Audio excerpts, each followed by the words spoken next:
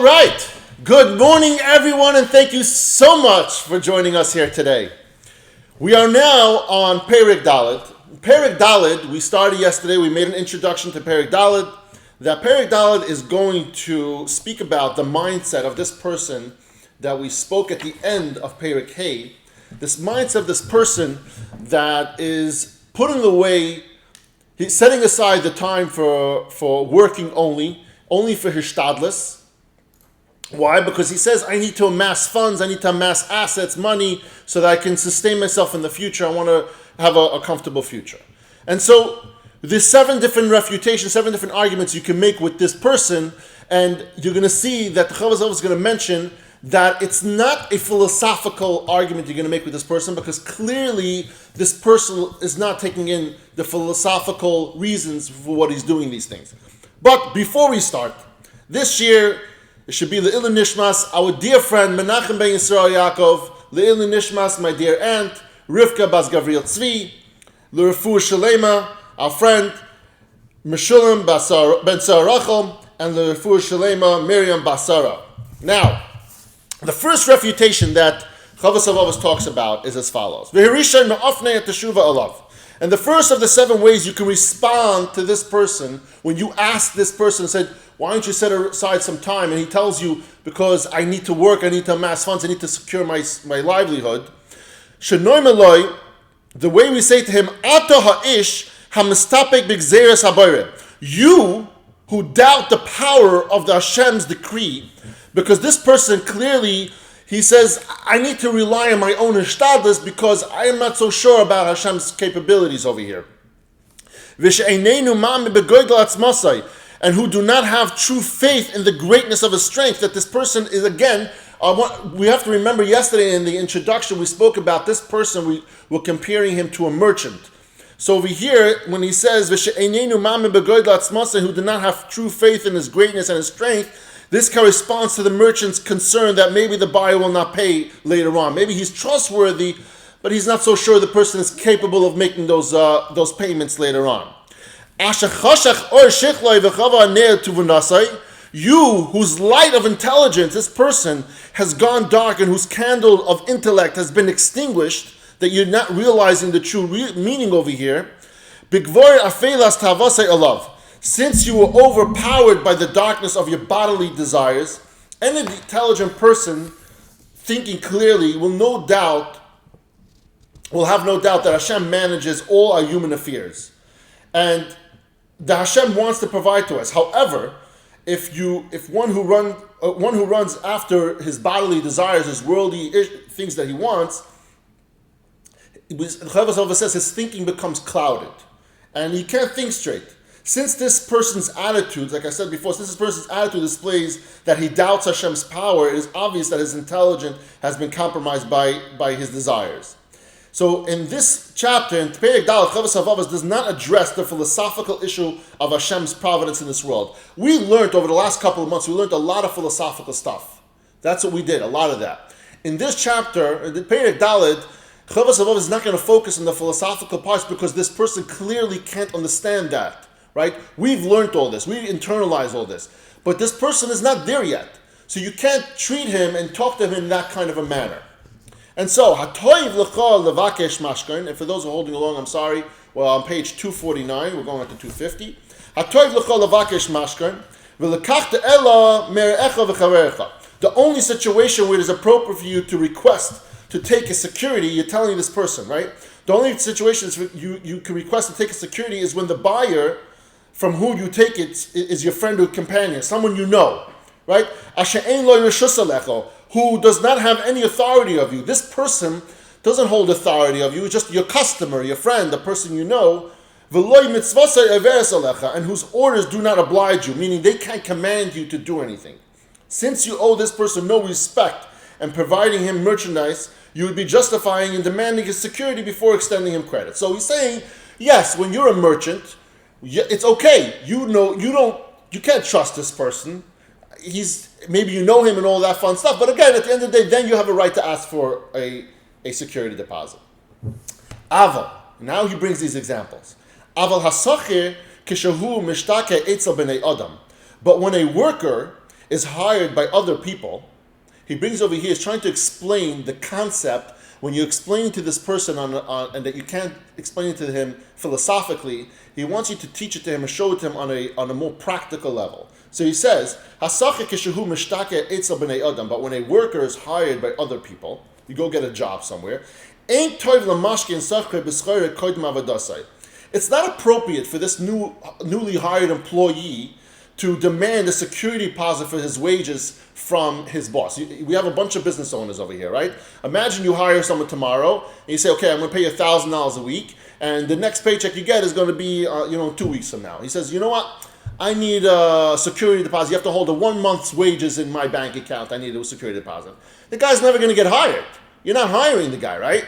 So the Rav Av is saying, bringing that example, just like that employee doesn't demand a security deposit from his employer, and over here also not. And then he goes further and he says, "V'kol shekain ha'eved shelo yimashkein adonav koydem avadosai loy beparnasasai." Certainly, a servant should not demand a security deposit for his sustenance from his master before performing his service for him. What's a servant over here in this example? A servant over here is the old meaning translation of a servant. Somebody went and bought an eved. When you buy an eved, you bought his work forever. Eved Kanani is forever.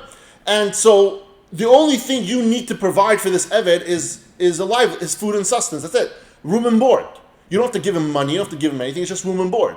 And so he says over here, because by eved shelo yimashkein, over there, an eved you can't even go to his master and say, oh, you just bought me? Okay, I need a security deposit. What am I giving you a security deposit? I'm not paying you. I'm going to give you food now because you're going to have to eat tomorrow? That doesn't make any sense. Kal v'chomer, he says the last and final piece in this, Kal v'chomer hanoitza shaloi yimashkein yotzai koydem avodasaloi.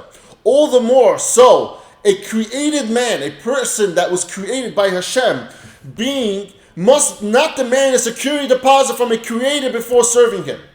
HaKadosh Baruch Hu is more than your employer. He's more than your master that owns the servant. He's the person who made you.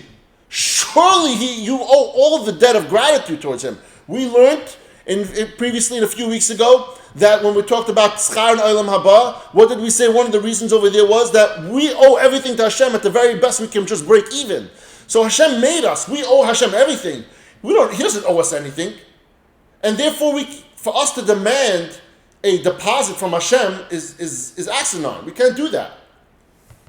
And in fact, your approach is even more outstanding. What does he say even more? He says, Ki avodas ha'eved la'adonav al manashi yifra lo schorei acha avodasai genayu. For even if a servant would offer to serve his human master on condition that the master will pay him his earnings after his service, it would be disgraceful. Here it's talking about an Eved Ivri. Eved Ivri goes free after 7 years. And so over here it says, even an Eved Ivri who tells his master, why don't you pay me now for then? But over there, really, the master doesn't pay him either. What it talks about over there is, when somebody buys an Eved Ivri, even though he's going to go free after 7 years, he doesn't owe him any money. What they do is, what was customary to do, they would send him off with gifts to take home to his family. But that's not a payment. That's more of a gratitude towards this Eved that just left, this Eved Ivri. And so, by asking this master, this Eved Ivri asking the master for the deposit for the gifts that he might give him in 7 years from now, is also, it says over here, is astounding. We learned this pasuk a few times over the last few months. We said over there, do not be like servants who serve the master for the sake of receiving a reward. Rather, be like the servants who serve the master not for the sake of receiving reward. Meaning, although the Mishnah is referring to how we should serve Hashem, it implies that a servant of a human master who makes such a demand is also disgraceful. So he's trying to show over here that not only to Hashem this is an odd request at the very least, but he shows practicality even on the day-to-day in this world, when you deal with humans, that all these requests that you're making, these security deposits, make absolutely no sense. And it's disgraceful to ask the master to merely commit to payment after his service. Even more disgraceful for the servant to brazenly request a security deposit for his sustenance prior to performing his service. All these things he's showing that he's trying to prove you have no standing over here. It's just weird. It's odd. For you to stand over here and say, "Oh, I need a deposit." In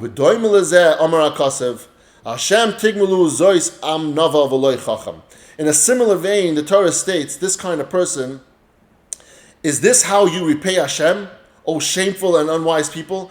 Is he not your father? Is this person, is when you talk about a person who's asking Hashem that I'm not going to do your mitzvahs and your davening and your learning until I have enough money in my bank account, I feel comfortable. Is Hashem not your father? Is he not your master?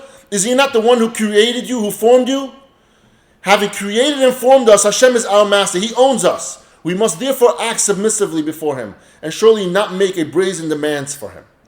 At the end of the day over here, this first example, when you explain this to the people, is you have no right to go to Hashem and say, Hashem, I'm only going to do mitzvahs, I'm only going to learn Torah, I'm only going to daven if you give me parnasa. And not only that, what I mean parnasa, meaning I want to be so wealthy that I never have to worry in the doiris. I want to be so wealthy that I have a few homes and cars and all the luxuries that I feel I need in the world. That's what I want. You can't go to Hashem and say, I'm giving you an ultimatum. This is what I want, and then I'm going to go learn? No. He's trying to explain to you over the Rav Av in this first refutation. You have to go learn. You have to do mitzvahs. Hashem promising to take care of you. You do your hishtadlus. At the end of the day, we know this. The Shaar Habitachon understands that your hishtadlus will bring you whatever you deserve. Whatever Hashem decreed for you, that's what you will get. At the end of the day, you know that. And so there's absolutely no reason for you to postpone learning, for you to postpone mitzvahs, for you to postpone Shabbos, for you to postpone Yontif, all these different things. You can't postpone and say, oh, I got to do this deal. I have to do this. This is an opportunity once in a lifetime. First of all, you should know these words, opportunity once in a lifetime, you're going to say 1,000,000 times in your lifetime, because everybody says it 1,000,000 times. It's always once in a lifetime. And so you know that's always going to come up again. So don't push it off. Do it. Do now. Start now. You do what Hashem's will is, and I promise you Hashem is going to do what you deserve. That's what it is at the end of the day.